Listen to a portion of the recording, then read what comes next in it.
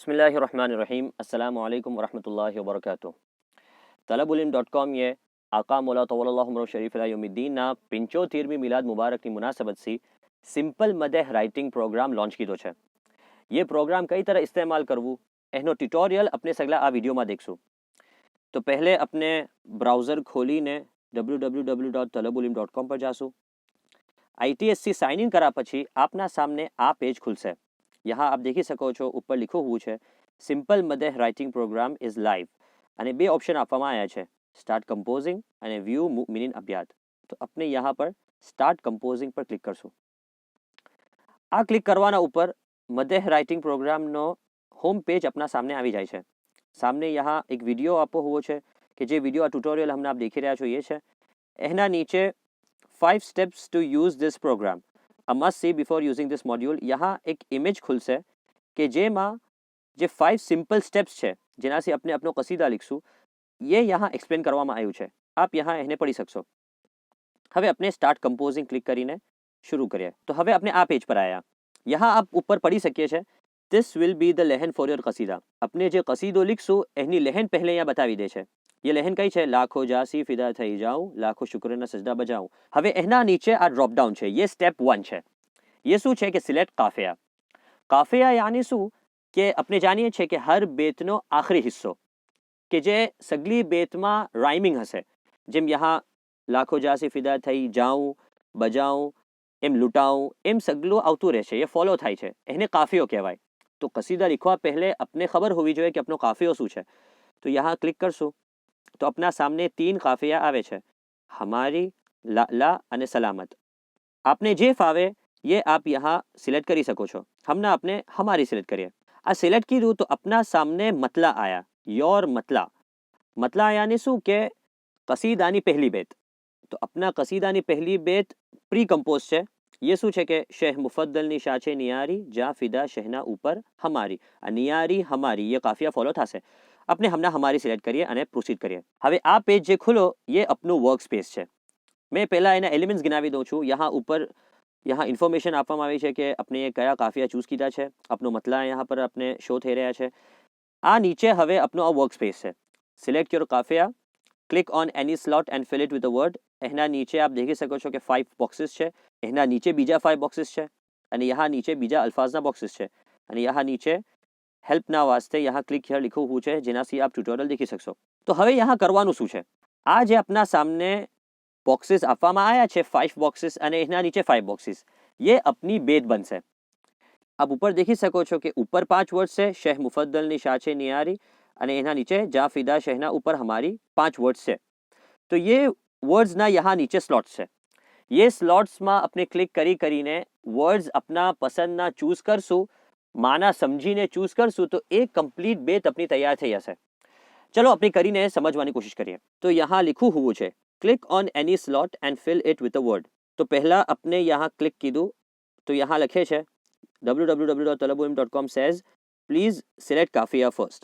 तो पहला अपने काफिया यहाँ अल्फाजो जो बताया है ये अपना काफिया है, ये सिलेक्ट करवू पहले जरूरी है. શું કામ? કેમ કે ये सिलेक्ट करा પછી अपना जहन में क्लियर થઈ જશે કે अपने શું કોન્સેપ્ટ ને શું ટોપિક ના ઉપર મૌલાનાની મદહ કરવી છે.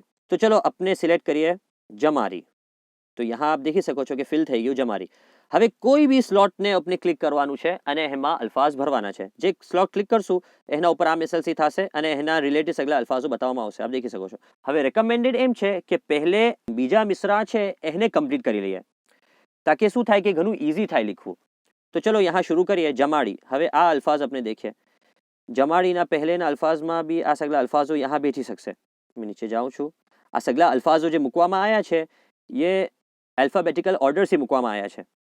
એનાથી આપણે સર્ચ કરવું ઘણું આસાન થઈ જશે. ફોર એક્ઝામ્પલ હમણાં મેં ચૂઝ કરું શહીએ. શહીએ જમાડી. હવે મારા જહેનમાં એમ ક્લિયર થઈ રહ્યું છે કે મને એમ કેમ અદા કરવું છે કે મૌલાનાએ अपने સગલાને નહેમતને જમાડી છે. હવે મેં આ સ્લોટ પર ક્લિક કરીશ તો એમાં જે અલ્ફાઝો બેઠી શકશે એ કયા કયા છે? આ સગલા. તો એમાં મને એમ થાય છે કે મેં ચૂઝ કરું ને, તો यहाँ पर ને આવી ગયું. હવે મેં આ સ્લોટ પર જાઉં. એના સગલા જે અલ્ફાઝો છે એના રિલેટેડ જે વहाँ पर અલ્ફાઝો બેઠી શકશે લહેનમાં, એમાં આ સગલા અલ્ફાઝો છે. આ ભૂકા મને એમ લાગે છે કે મીનિંગથી ઘણું જ્યાદા રિલેટેડ હશે. તો ભૂકા, ભૂકાને શહીએ જમાડી. હવે મેં એમ સોચું છું કે મેં અહીંયા ચૂઝ કરું દિલના. તો મારી આ માના મને એમ લાગે છે કે કમ્પ્લીટ થઈ ગઈ. દિલના ભૂકાને શહીએ જમાડી. તો હવે આ મારી જે બીજી લાઈન છે એ મને તકરીબન કમ્પ્લીટ લાગે છે. તો હવે મેં જઈને ફર્સ્ટ લાઈન કમ્પ્લીટ કરીશ.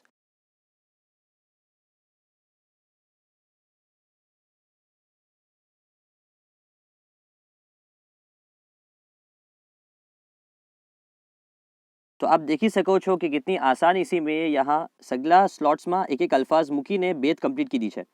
બક્ષુ કુદસી સખાની હલાવત દિલના ભૂકાને શહીએ જમાડી. તો यहाँ नीचे आप देख ही सको છો કે लिखो हुआ છે માય કમ્પોઝ બેત is complete in its meaning.